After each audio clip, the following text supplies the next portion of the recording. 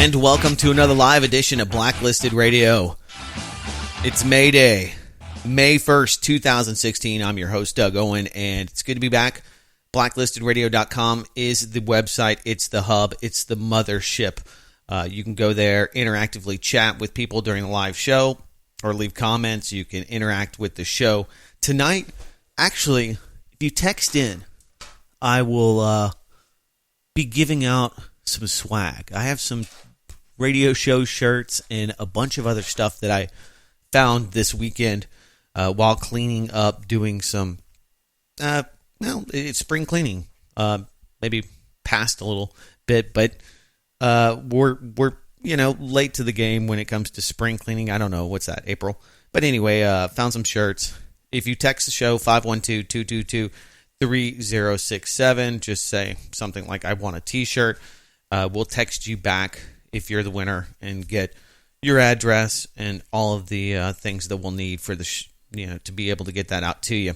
So you can also call in 800-313-9443. Pretty interesting week if you've been watching the political circus. It's a never-ending saga, a nonstop disco. No doubt about it. If you haven't heard, the ADL, the Anti-Defamation League, is after Donald Trump. America First reminds them of rhetoric from World War II, anti-Semitic rhetoric. It's very, very dangerous. People, I don't even talk about some of the ridiculous things that I see, like the Donald Trump chalkings that are happening on campuses that are considered micro and macro aggressions that bother people such. Because, when you start, I don't know, maybe I'm just getting old, but when those become the talking points, or really become the political discourse in this country, I don't even want to fathom that being where I try to put myself back into the time when I was first voting. I voted for Bill Clinton the very first time because he played the saxophone on The Tonight Show. And that sold me. So I understand how people, and have a lot of empathy for people that are young ideologues, people that want to see a political revolution, and have been, force-fed, scripted media that has shaped so much of their opinions. And that's one of the things I really take away from it, is just, the anger, the disgust for Donald Trump.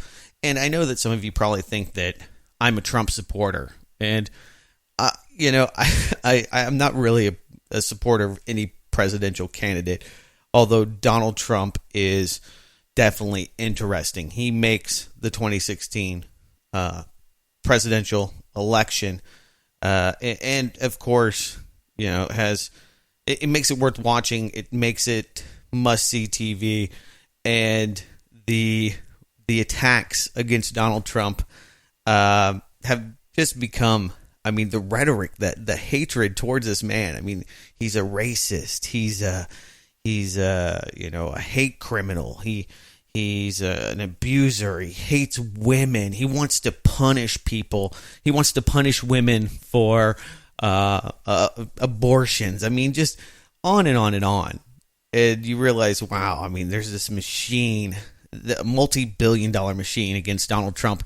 ADL, one of the very prominent groups and organizations that, of course, monitor anti-Semitism and lobby and lawyer themselves to the hilt. And they have lots of pretty well-off donors and the like, and the legal guilds that find things to be offended about and go after and target individuals.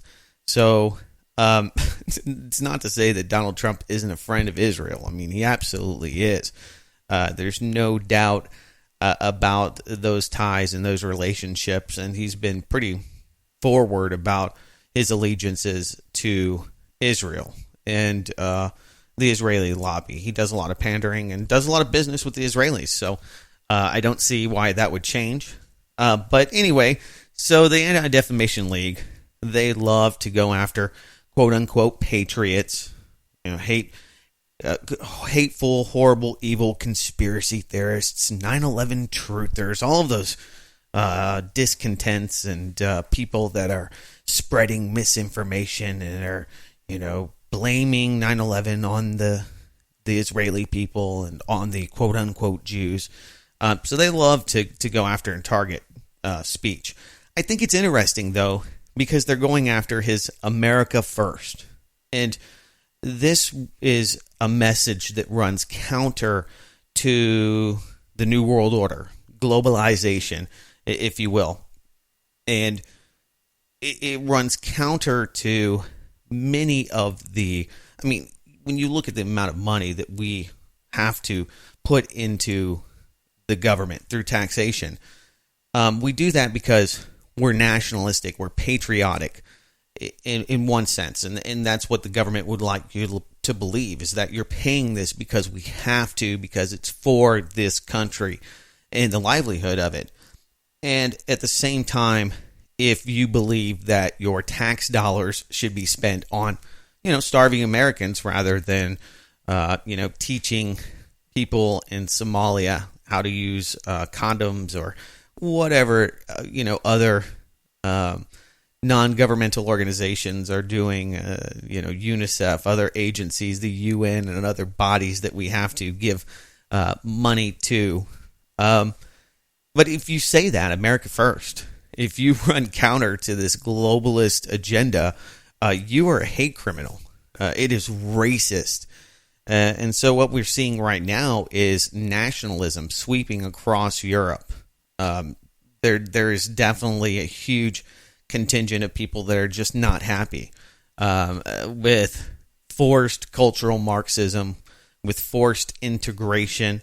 And you see a lot of people in this country that want strong borders. They want laws enforced that they see as, attacking their livelihoods. And those are the people that are, that resonate with Donald Trump. Interestingly enough, the fact that anybody that publicly says that they support Trump is immediately demonized. I mean, maybe not in some places in, Georgia or maybe in nowhere, Texas, close to where I live. You can probably vow your open support for Trump, but people violently hate him and his message and find it to be offensive without reason. I mean, Donald Trump, to the best of my knowledge, has never said that he hates Mexicans or he wants Mexican people to die. But you wouldn't know that talking to, Bernie Sanders supporters or other people that are just, infuriated with this man. And Donald Trump, I've said it before, has no blood on his hands. Donald Trump has not killed very many people. I mean, he's, kind of a mobster, and I'm sure he probably knows where Jimmy Hoffa is buried. And I only say that half jokingly. But, not on the scale of somebody like Hillary Clinton. I mean, you look at what's happening in Libya. I mean, how many people have died because of her decisions? Her alongside Victoria Nuland, Barack Obama, who was chucking it up, chuckle, having a good time at his farewell speech. More political distractions. But, the guy can deliver a joke. He's been well coached, and if you didn't see the correspondence dinner, I have it posted at blacklistedradio.com. He took his time to poke at Donald Trump and Hillary and Bernie as well. Made some pretty, funny, lines. I'm not going to play any of the clips because he gets plenty of press, but people love this. They love the this moment where the emperor has no clothes, where people can... It's funny, and so it's kind of like a bloodletting, I think, for the political establishment. People seem to like it, and are enamored. Probably the most popular president right now because he's on his way out. And when you look at what you have to contend with in 2016, Obama doesn't look that bad. I mean, the of course, the visual of it, when people think about where the country may be going, I mean, people are freaked out about where Bernie Sanders or where Hillary Clinton may take the country. God forbid, Donald Trump or somebody who's a conservative ideologue like, Ted Cruz. So I find it interesting because it's so psychosomatic and because it really does, this whole media, buy-in around the political system. I mean, all the money that goes into mainstream media, I mean, the majority of their profits are right now. And so, it's worth watching in spoonfuls. I really, can't take too much of it. I know a lot of people come to the show because they like the fact that, we do analyze and provide social and political commentary on the media and some of the crazy things that are out there that are worth talking about. There's a town in Germany. I was just looking at this video. Germans shut down leftist minister's pro-immigrant speech and chase him down in the streets. People are not resonating with this idea of forced integration and having huge, populations come in and displace, complete cultures. I mean, this breakdown, a populace, and it's definitely got to be a huge wake up call for the Europeans that have pretty much, I mean, not collectively, but have gone along with these, machinations of the New World Order and enter, the euro and moving towards a more integrated society, economy, and now, an EU military, which is well on its way to being established. But so you have this huge pushback now that's sweeping the nation, and most of the problems have been, ultimately caused by U.S. policy. I mean, when you look at how many of these people are from Syria, I mean, there's a lot of people, and they're not being displaced necessarily because of Bashar al-Assad. I'm not here to defend anybody, but the U.S. backed Syrian rebels, the DIA and the CIAs, who are now at war with one another, apparently. The vacuum that was created by ISIS or by the destruction of the central government in Iraq that paved the way for ISIS. Not only that, but direct handling and integration. And let's just be honest. I mean, we've been giving weapons to ISIS, knowing the outcome. And when you think about ISIS, you think about a lot of these groups. I mean, my biggest takeaway is, who are they not attacking? Why wouldn't they be attacking Israel, of all places, where you see this U.S. Invader that is weaponizing a country that is right there? I mean, it blows my mind that they would. Well, now we're going to go after Bashar al-Assad. I mean, Assad, pretty ruthless dictator in his days, becoming more progressive and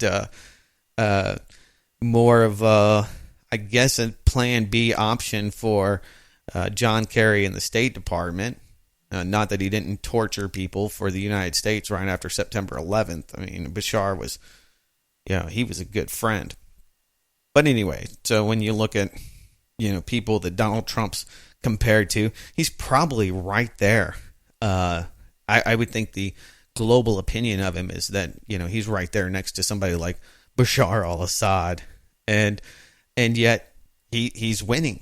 People don't want to admit. Think about how many shame-ridden people are voting for Donald Trump. I can't tell anybody.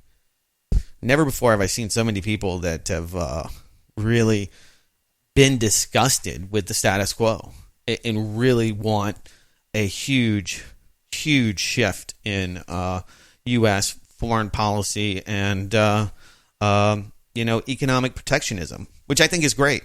So I mean, that's really my takeaway from what's happening there. Of course, the ADL doesn't surprise me. They're going after Donald Trump. He's an easy target, and people are just so offended by what he says. It tickles me to death. I have to be honest about it. Some of the other stuff that just blows my mind that I saw today. Australia is going to spend $11 million to eradicate carps by releasing herpes virus into rivers. This is not even a joke. And despite all of the other stories I have, this one just strikes fear in my heart. It just because there are people out there, they're like, this probably will work. If you've ever actually looked at carps, I mean, they are pretty scary, but I don't know if you need herpes to eliminate them. You would think that there's some other kind of alternative, but don't worry it's all fine. The Commonwealth Scientific and Industrial Research Organization scientists have been carrying out various tests for nearly a decade on other mammals, including chickens and mice and frogs and turtles and water dragons. And they say this virus is, it only kills the carp. And of course, all the people down the river there will not get this type of herpes. But, you see this and you're like, wow. Really? We're really doing that? And that's crazy. And, at the same time, you have CERN being shut down by a small animal. I'm like, what's going on in the world today? Seems pretty crazy. Check out the story at blacklistednews.com. Just wanted to throw it out there. We were talking about Germany, and this story has gotten a lot of play. I have a thought on it. German city is now embedding LED lights into sidewalks for smartphone addicts. Are you a smartphone addict? Are you Facebooking right now with your friends and family and poking people and all of that good stuff? You're not alone. Billions of other people do it. So you're amongst the many. That feels good sometimes. But this whole shift to, this mobile device attached to our heads, and how many of these people, I guess, are walking into the streets because they're just not paying attention to anything? I mean, that doesn't surprise me. People are distracted by just about anything. And people that are, not that bright will, ultimately find some other way to hurt themselves. I guess it's enough of a problem that they're going to do this. And I think it's kind of highlights, that there must be a problem. When government wants to spend some money to do this kind of stuff, either somebody's on the take, somebody's getting a payout, or they've had probably, 5 or 6 incidents where people have just wandered into the streets, not paying attention to their phones, or to the surroundings that they are living in, and rather to their phones. I see it all the time. People that are just addicted, they're on it all the time. And we live in this world. I read a great article this week about, how the kids can't be bored. If the reason that people feel bored all of the time is because we are so overstimulated in this society. We have so many different things that we can interact with to optimize our downtime. All right, quick break. Back on the other side. Don't go anywhere. It's blacklistedраdio.com. Okay, the consensus in the chat room is that, if you use technology, there are upsides and downsides. As long as you're aware, you can become a very conscious user of the technology. And I think a lot of people become addicted to it. And almost anything that's enjoyable in this world, people will become addicted to. If you like it, there's a good chance that it may be habit forming, whether it's eating food. I was talking with a friend of mine who's Mormon, and one of the things he said was the few carnal pleasures you can get as a Mormon, because you're not allowed to drink, you're not allowed to do a lot of things, is, of course, eat. You can eat. And so that's why a lot of Mormon people, not all of them, but a lot of them are, really, really, really big people, because, you're not allowed to drink, so cupcakes becomes your new go-to, naughty thing. So, when people, find that they can create a social persona, a platform for, fans, they can, in this kind of peer-to-peer world where we're just directly talking to people, just like this show, which is, a huge benefit, you're going to find people that are, completely in love with it and cannot put it down. But should the government do something about it? Should we put, stickers on it to make you aware? Should we put other signs on your cell phone? I mean, I get mine all the time. It tells me that it's, you have to be aware that it's too loud or it could damage your eardrums. It always gives me these warnings. And it's like, it's okay. If I turn it all the way up, I should expect, that there's a risk. Mitigating risk in society, that's what it's about. When it comes to a lot of things, it's, who stands to lose? And that's who has the money. Puerto Rico is about to go belly up.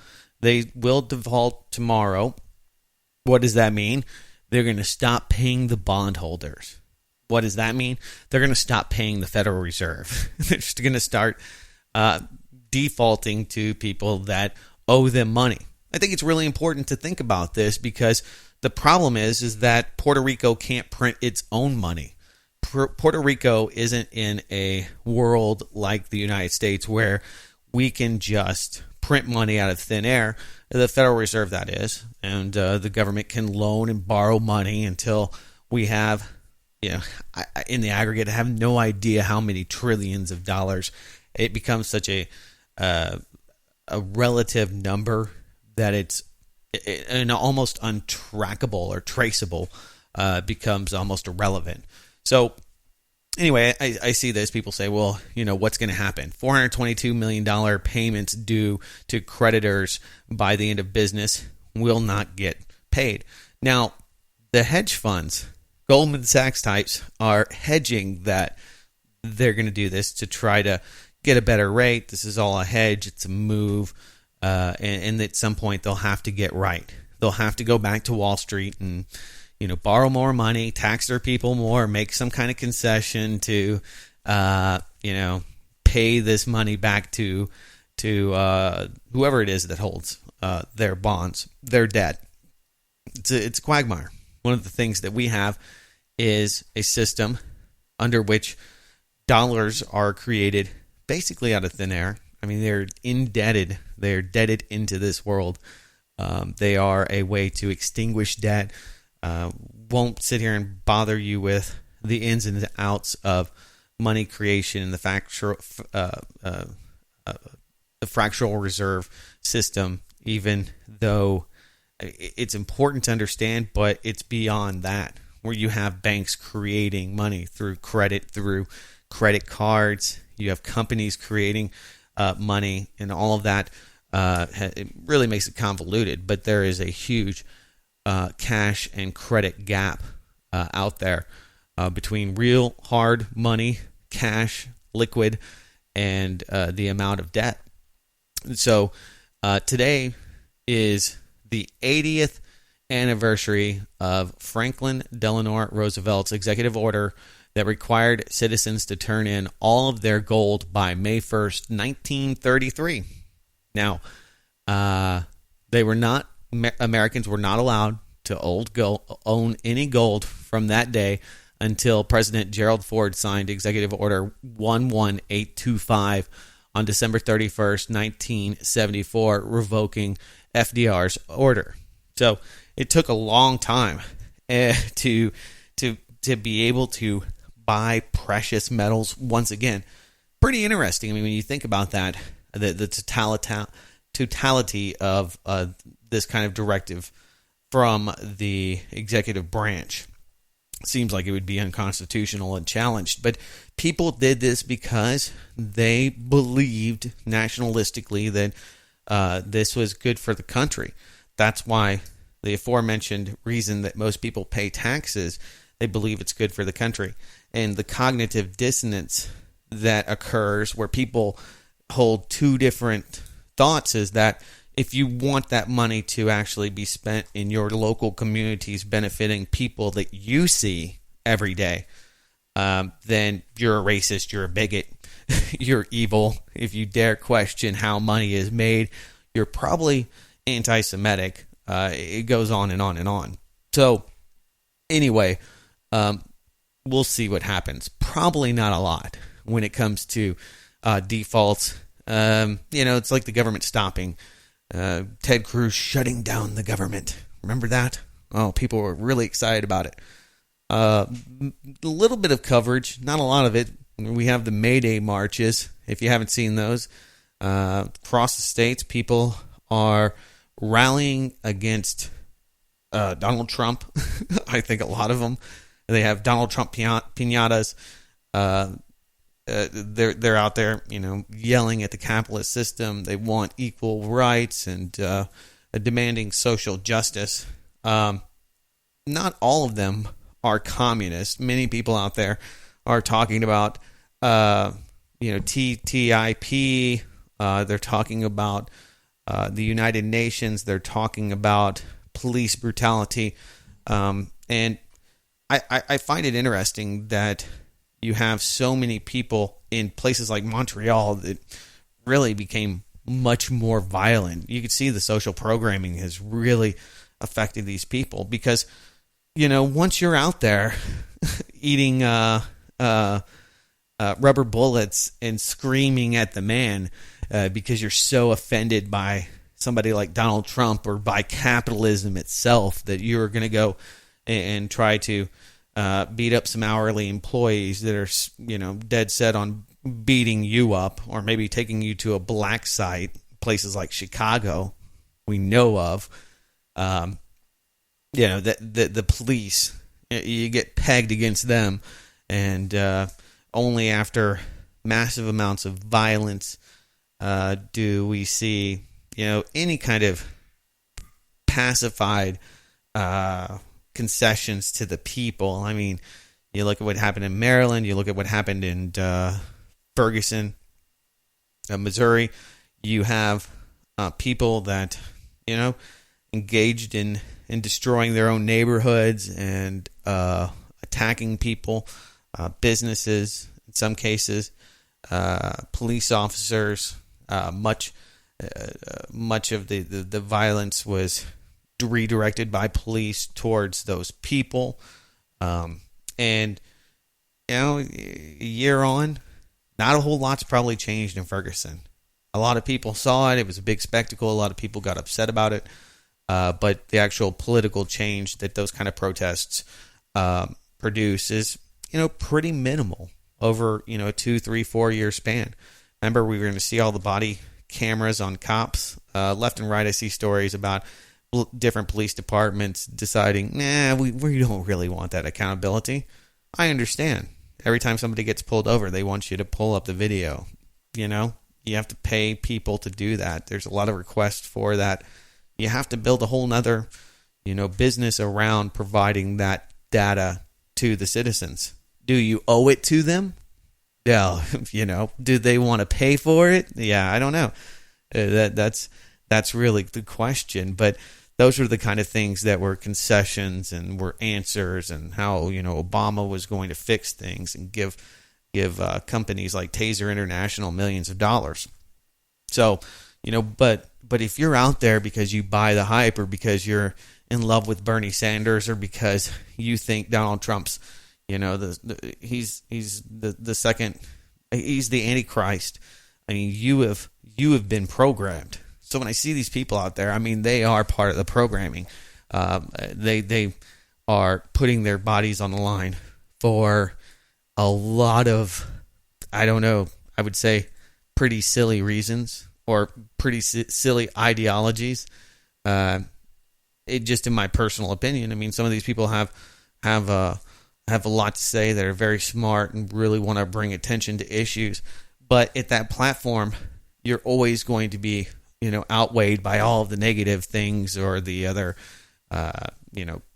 agent provocateurs that are out there. You wouldn't know it, but there was an audit the Fed bill.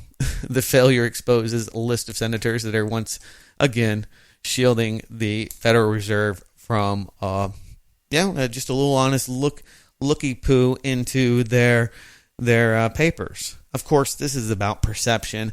If the U.S. were to audit the Federal Reserve, it would make the U.S. look weak, the U.S. dollar look weak. China, Russia, just about every other country out there, even the European nations could use that as leverage to downgrade U.S. debt, blah, blah, blah, blah, blah. You understand that there would be repercussions. And so the powers that be are not interested at all in auditing the Federal Reserve. It's the last thing that they want to do. Even if they believe that it was on the up and up, just announcing this would project weakness. And when you look at statecraft, how business is done in the world today, especially by the U.S. and other agencies, CIA and DIA and the rest, your intelligence groups, a lot of it's outsourced. Big story this week about how most of this is being done by private corporations and that are working at the behest of the CIA to kind of limit accountability. It's going to be a huge battle because they're saying, well, this is illegal. These are duties of the CIA. The CIA doesn't like to have those kind of handcuffs because doing the dirty work yourself means, you if you get caught, you probably will take the fall rather than some no-name contractor that doesn't have to have any kind of oversight.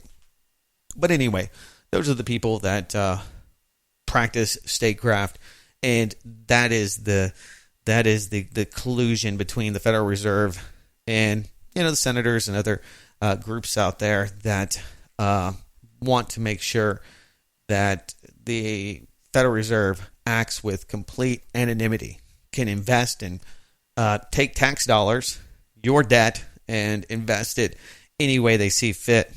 Since 2008, they say up to 80% of the market moves are from purchases via the Federal Reserve and its preferred 5 mega, too big to fail banks.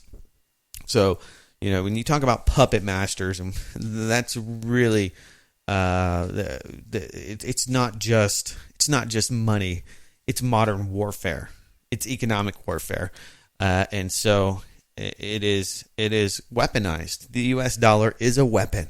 We saw the Saudis threatening if this 9/11 bill went through to declassify the 28 pages and open up the potential for lawsuits against Saudi Arabia. Now, they're fine with Iran being put on the hook for $10 billion or some asinine number for their role in 9/11, which, you just have to giggle when you hear this. But opening this Pandora's box would not only put the U.S.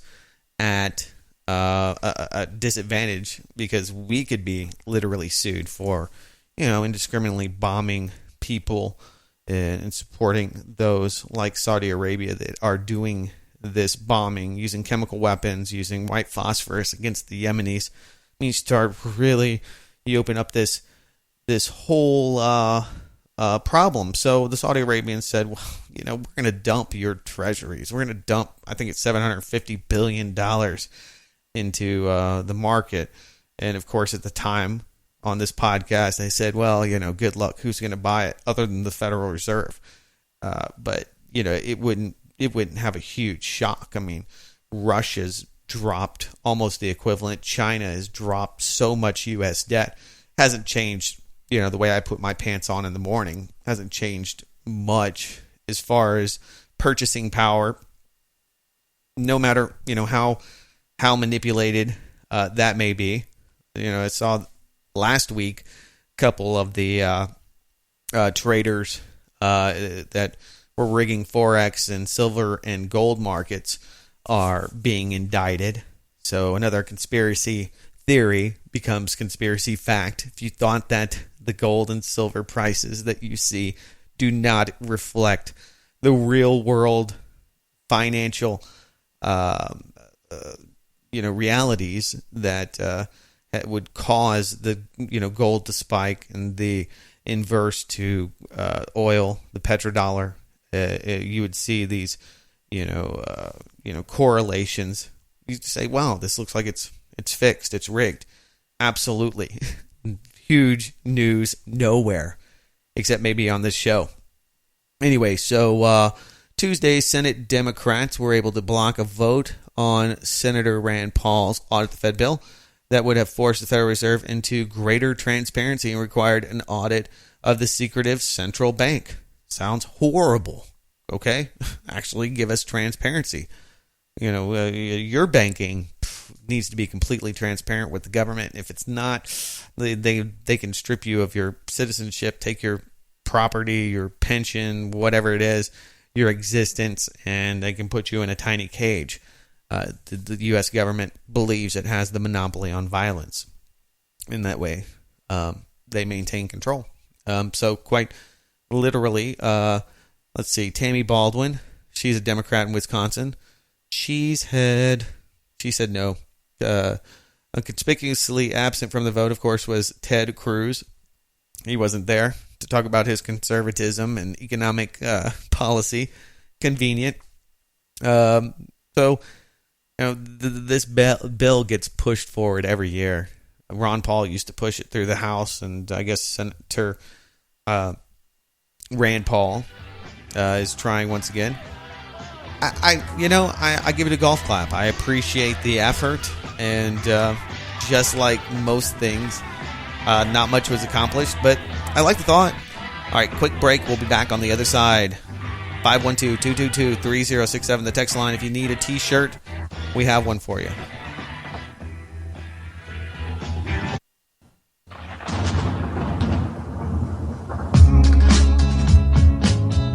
All right, welcome back. We're in the final segment.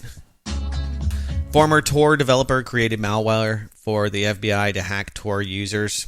Just when you think you're anonymous and you're not being tracked by the government.